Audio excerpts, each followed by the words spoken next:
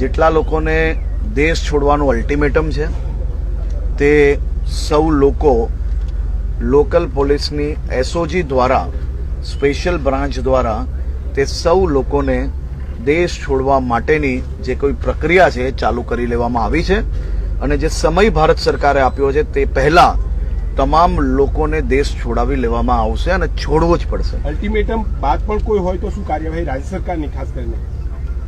કઈ હોય એમાં તો સીધું જે કરવાનું જે થઈ જ જશે, એમાં હમણાંથી કહેવાનું ના હોય. સર, પુલવામામાં જે સુરક્ષામાં ચૂક થઈ છે એના વિશે શું કહેશો?